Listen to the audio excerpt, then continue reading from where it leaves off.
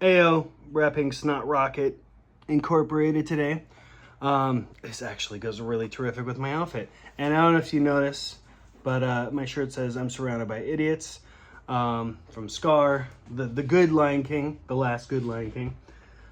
Frankly, the live action one was meh, and I have not bothering to watch Mufasa. I've heard enough. I don't care to watch anymore. So I want to talk to you about another movie I saw. My wife, we saw Wicked. So this is about Wicked. My wife didn't really want to watch it because she doesn't like Ariana Grande. And what little bit, because I love myself some juicy gossip about celebrities. And for those of you who care, there's a lot about her. I mean, not that much. Basically, she constantly cheats on her boyfriends, fiancés, and husbands. So the short version of that is she's a WHORE. And so there's that. And then the other part that stuck out in my mind is she would say that, oh my God, my work is so hard. And there was like a picture of her bodyguard carrying her after her live performance. Now keep in mind, so that's what I know of Ariana Grande. And then she's got some hit songs. I don't listen to any of her music. I don't really know any of her music other than one feature she did. But other than that, I don't know anything about her, objectively. And then on the other end, you have, oh my gosh, why did I not look this up? I am horrible at this job. You have the other female actress who, Areno, or what's her name? Goodness gracious.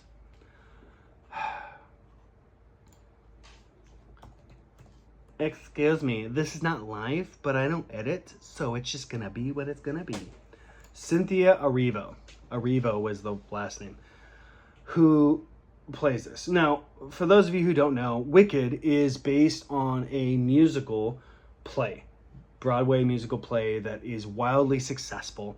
It's been around for a long, long time. There's not much. I mean, you can look up the deets. I'm going to look up some of them.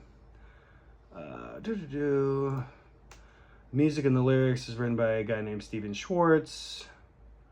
And a book by Winnie Holzman.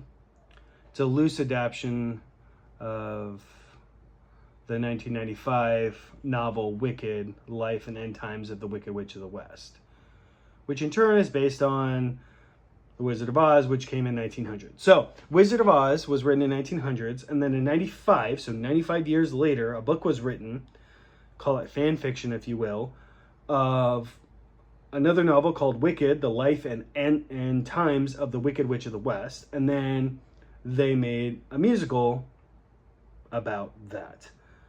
I'm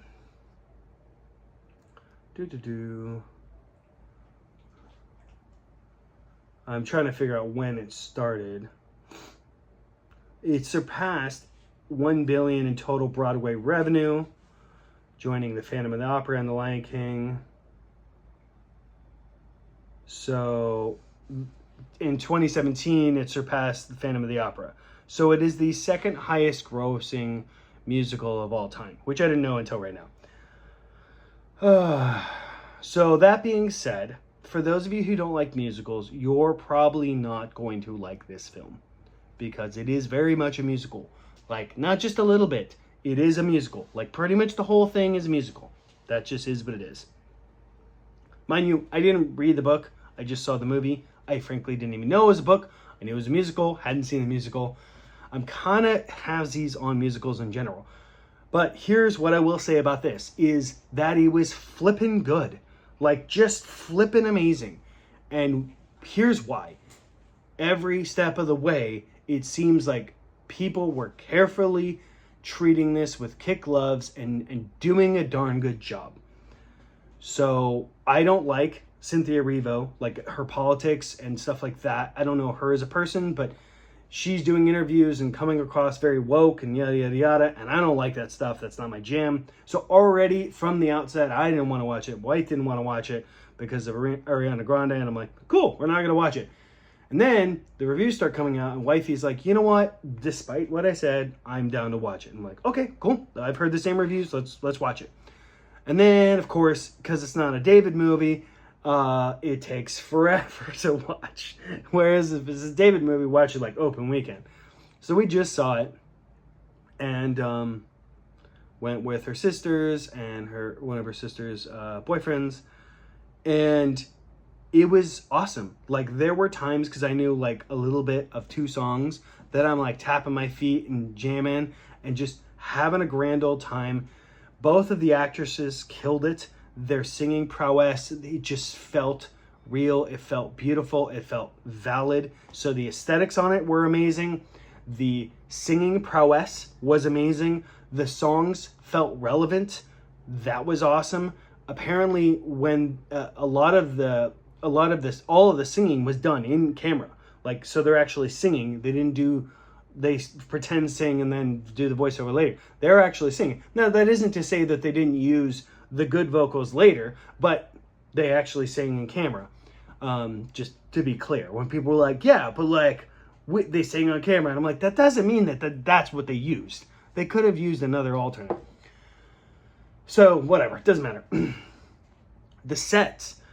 A lot of films these days, like Ant-Man 3 and a lot of other movies, Marvel movies, there's so much, the background is just green, and then they just put in stuff and later in post. Whereas if you have the background be the background, then it looks and feels more full and more realistic. Now, there's ways of cheating that, where it's like, it's a background, but it's a painted background, and it looks 3-dimensional, but it's painted. That's fine. I mean, I don't know about expense. In my opinion, that's a lot cheaper. And frankly, better. Like, it just looks better. It looks more authentic. It looks more real. The world was...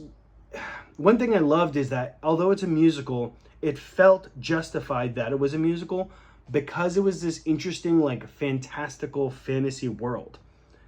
So having it be a musical almost felt like, yeah, that's just how people operate, is they just go into song. That's just how it is. And it works. In that scenario, it works. It doesn't work in all musicals, and just how they did it, it just worked terrifically. As opposed to a lot of these times in musicals where they're talking and then somebody steps aside and they're like, the world is green. I love how green it is. Or something like that. And you're just like, oh my God, what? Just say the world is green. Like, isn't it amazing how green the world is? Instead, they have to do a whole song and then a dance about it. And you're just like, why?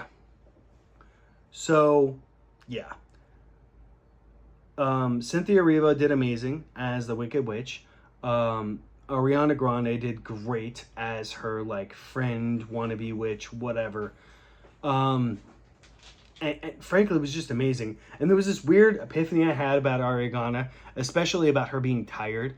And I'm looking at her, I'm like, she's like 95 pounds soaking wet. She's just a little twig of a girl. And I'm like, you know what? I kind of understand. She has like 0 body fat, probably close to negative body fat. So when she runs out of calories to burn, then there's nothing left for her body to use. Whereas I got some chunk on me. If I get like hungry, my body's like, well, I got extra, and just blah, blah, blah, blah, that. And it's not the end of the world. Whereas with her, it's just like, no, she's going to just fall. She's going to fall down because there's nothing else there. So not to justify her inappropriate sexual relations, but that one thing I was like, okay, I get that. Like, I get the falling out. Like, you do a set 2.5 hours. That's a lot. It burns a lot of energy.